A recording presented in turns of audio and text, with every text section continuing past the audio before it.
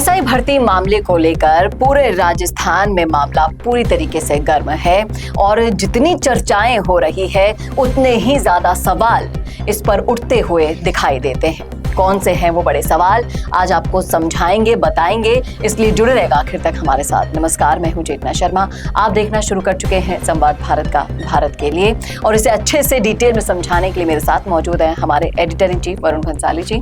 Varun sir, जिस तरीके से एसआई भर्ती मामले को हम शुरुआत से देख रहे हैं, लगातार कुछ अभ्यर्थियों से हम संपर्क में थे जिस धड़े ने इसे रद्द करवाने में अहम भूमिका निभाई, और अभी हाल ही में दूसरे धड़े से भी जब हम मिले तब कई सारे सवाल उठते हुए नजर आ रहे हैं, बड़े सवाल।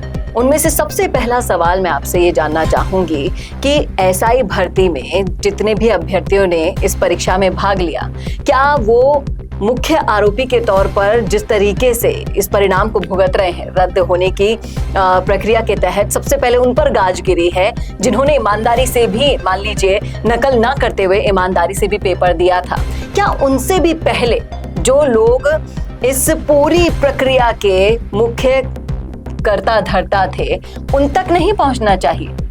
देखिए, सवाल ये बहुत लाजमी है और इसके अलावा भी कई सारे सवाल उठे हैं। सबसे पहले इस पे बात करते हैं और इसको बहुत गहराई से और बहुत ध्यान से समझना, क्योंकि ये विश्लेषण बहुत जरूरी है। ये बात बिल्कुल सही है कि जो फैसला न्यायालय करती है उसका विरोध नहीं हुआ करता भारत देश में, और ये बात ठीक भी है क्योंकि न्यायालय को एक ऐसा जगह समझा जाता है जहां से फाइनल डिसीजन होता है और उसका विरोध न्यायालय में ही होता है, ऊपर के न्यायालय में। ये बात भी बिल्कुल ठीक है, लेकिन इस पूरे जजमेंट का विरोध किए बिना जो सवाल उठ रहे हैं, उन सवालों में से एक बड़ा सवाल ये है जो आपने किया, वो ये कि आपने पानी जो खराब आ रहा है उसकी वजह से सारे पानी को तो निकाल दिया, लेकिन इस पानी की गंगोत्री जहां पर है वो यथावत है। जो आरपीएससी है उसमें जो लोग संलिप्त पाए गए थे इस पूरे प्रकरण में, उनमें से 2 सदस्य आज भी आरपीएससी में मौजूद हैं। क्या इस गंगोत्री को खत्म नहीं किया जाना चाहिए? सुरेश ढाका आज भी नहीं पकड़े गए हैं। किरोड़ी लाल मीणा समेत दूसरे लोग ये कहते हैं कि सुरेश ढाका को अंडरग्राउंड रखने में एसओजी के ही कुछ अधिकारियों का हाथ है। अगर नहीं है तो पकड़ लो ना। इतनी बड़ी पुलिस फोर्स होकर नहीं पकड़ पा रहे तो क्या ये सवाल लाजमी नहीं है? समझने वाली बात ये है कि 200 पेज का जो ये फैसला था वो फैसला बहुत स्पष्ट था। उस फैसले का आधार ये था कि नहीं बाइफरकेट किया जा सकता कौन सही है कौन गलत, इसके लिए भर्ती को रद्द किया जाना है। इस पे जो लॉजिक है वो भी चलिए मान लीजिए ठीक है कि जिन लोगों ने इतने बड़े पेपर चोरी के बाद भी पेपर निकाल लिया, वो बिना पेपर चोरी के वक्त तो पेपर आसानी से वापस निकाल लेंगे, इतने साल पैसा मिला और बाकी पैसा मिल जाएगा, दूध का दूध और पानी का पानी हो जाएगा। ये लॉजिक भी ठीक है।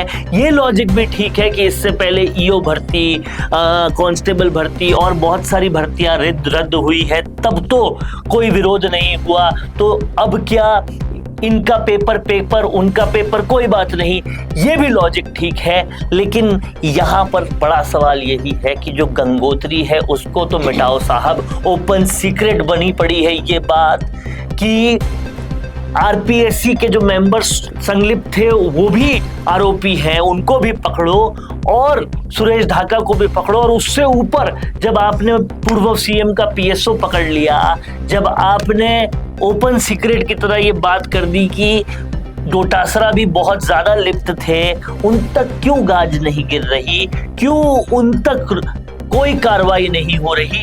ये सबसे बड़ा यक्ष प्रश्न बना हुआ है, और जब तक ये प्रश्न यथावत रहेगा ये तमाम सारे लोग वो पूछते रहेंगे और यही बात होती रहेगी कि आम आदमी टारगेट पहले पे आता है लेकिन नेता बच जाता है। ये कैसी व्यवस्था है? लेकिन हनुमान बेनीवाल भी जब से पूरे इस प्रकरण में सक्रिय रहे हैं, बार बार वो आरोप लगाते रहे हैं कि बीजेपी कांग्रेस मिली हुई है, उनकी मिली भगत के कारण ही, और उनके आरोपों पे मोहर लग रही है। अगर नहीं मिली हुई होती तो कहीं ना कहीं अभी तक पकड़े जाते, पहली चीज।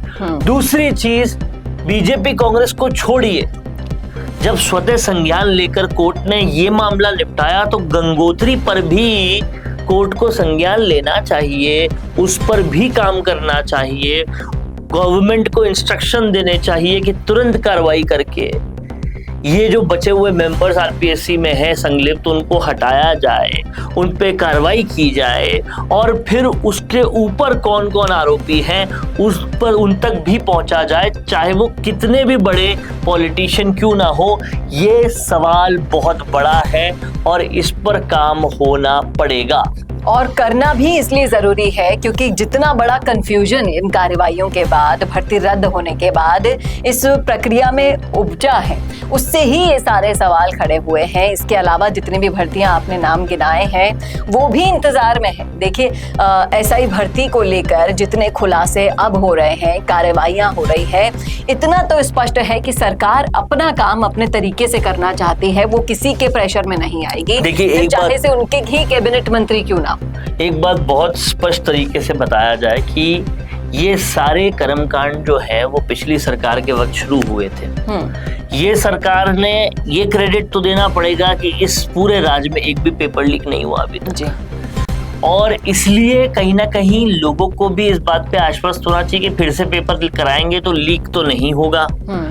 और तीसरी सबसे बड़ा लॉजिक जो ठीक लगता है वो ये है कि जो भ्रष्ट तरीके से आए वो अगर कानून व्यवस्था संभालेंगे तो वो कितना भ्रष्टाचार करेंगे फिर उसमें, क्योंकि अगर पेपर खरीदने में 10, 12, 20 लाख रुपए लगाए तो उसको निकालेगा भी आदमी, और वो जिस भ्रष्ट तंत्र से आता है वो बिल्कुल वो तंत्र आगे फैलाएगा। इसलिए मेहनत करने वाले आने जरूरी है और ये फिल्ट्रेशन जरूरी है। ये फिल्ट्रेशन ऐसे ही हो सकता है कि फिर एग्जाम कराए जाएं जिससे जो पेपर लीक होते वक्त पास हो गए वो वापस भी पास हो जाएंगे, लेकिन जो गलत तरीके से पास हुए वो अपने आप निकल जाएंगे। क्योंकि देखिए, बोलेगा तो कोई नहीं, जब पता चलेगा तब चलेगा, और जब चलेगा तब तक बहुत देर ना हो जाए, तब तक कई सारे गैर कानूनी काम हो जाएंगे, उनको कोई नहीं बचा पाएगा। ये बातें, ये लॉजिक ठीक है, लेकिन इन कार्रवाइयों से पहले सवाल ये भी उठते हैं कि कलाम कोचिंग पर कार्रवाई हुआ तो हुआ क्या, उसका रिजल्ट क्या आया। डोटासरा के घर पे ईडी के छापे पड़े, उसका रिजल्ट क्या आया, वो रिजल्ट सार्वजनिक क्यों नहीं होता। कांग्रेस में पीएसओ मिल गया पूर्व मुख्यमंत्री अशोक गहलोत का, उसने क्या बताया वो देखिए। क्या हुआ जब पूर्व मुख्यमंत्री अशोक गहलोत के ओएसडी ने इतना कुछ कहा, उस पे क्या कार्रवाई हुई।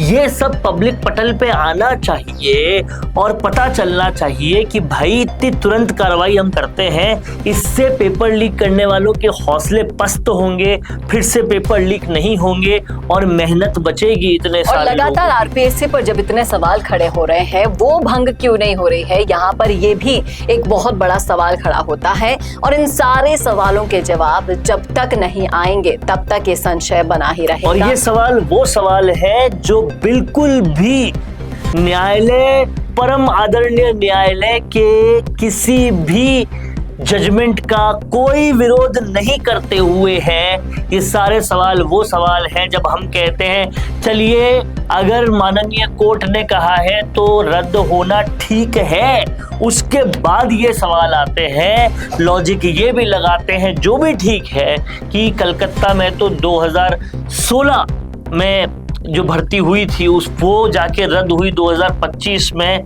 तो उसका क्यों नहीं विरोध है, तो इसका भी विरोध नहीं होना चाहिए।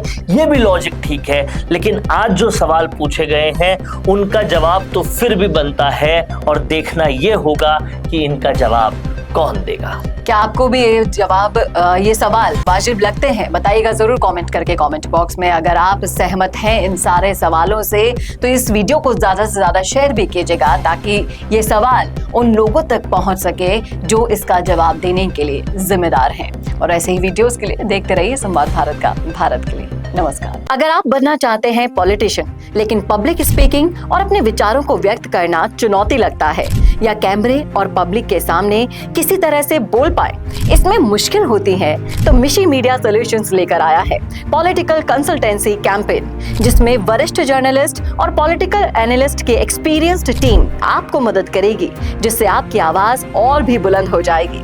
इसमें हम आपके गोल को पूरी तरह से टारगेट करेंगे कि किस तरह से आपको पार्टी पहचाने, आपको उस क्षेत्र के लिए चुने, कैसे सर्वेज में आपका नाम आए, कैसे लोगों के बीच में आपका माहौल बने। ना सिर्फ कंसल्टेंसी हम आपको देंगे, बल्कि आपको सारे रास्ते दिखाएंगे और बताएंगे भी, जिससे आप भारत की राजनीति में अच्छे पॉलिटिशियन बनके समाज का सुधार कर सके।